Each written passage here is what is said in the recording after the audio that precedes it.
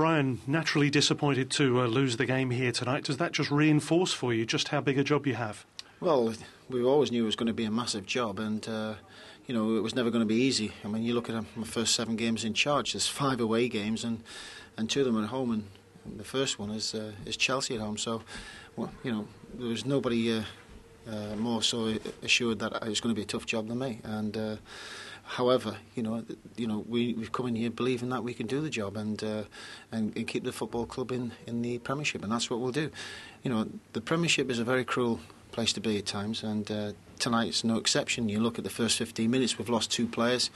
The game plan's then right out the window. We end up with our strikers playing wide areas, and you can't make the changes that you want to do. So, you're a bit of a mixed bag, and you end up not only plan B, you're on C, D, and E. And I feel for the players because they want to get out there and win games, and it's not been easy. It's shown already the record since before I was here.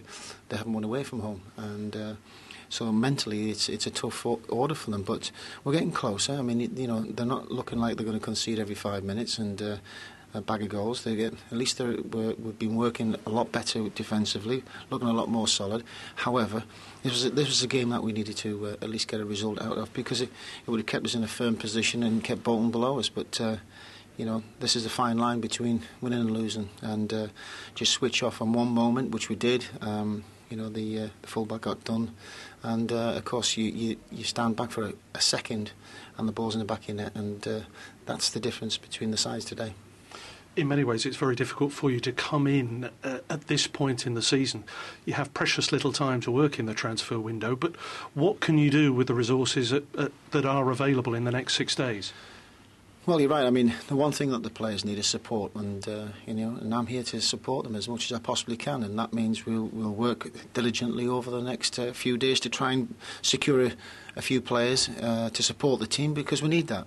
To lose 2 players with injuries that could be out for a few weeks, then it's a tall order, because we haven't got a big quality squad. We've got a decent amount of players here, but when you lose good players, it affects your team. So we're going to have to reflect on that very, very quickly, and we'll be working morning, noon and night to try and achieve something within the next 6 days. So it's, we knew it's going to be a difficult task, but we've got to enjoy it while we're here, and the players got to keep the peckers up, because it's important. No matter whether you win, lose or draw, you move on to the next game, and there's always another opportunity, and certainly there's no better one than going on Saturday against Chelsea on Saturday.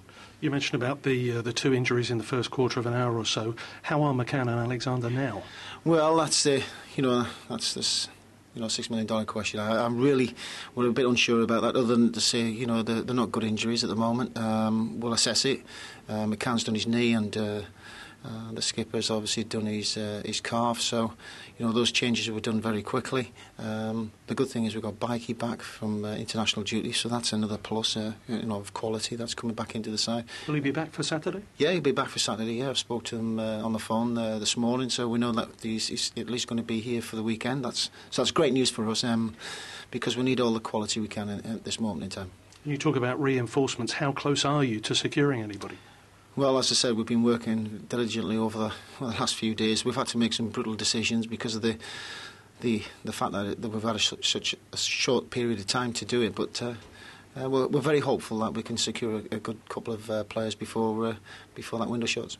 I know up in Scotland they've been saying Danny Fox is potentially coming to join you. Can you confirm or deny that?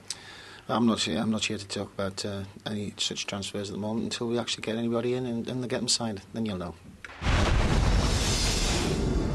More sport, news, views and video highlights at skysports.com.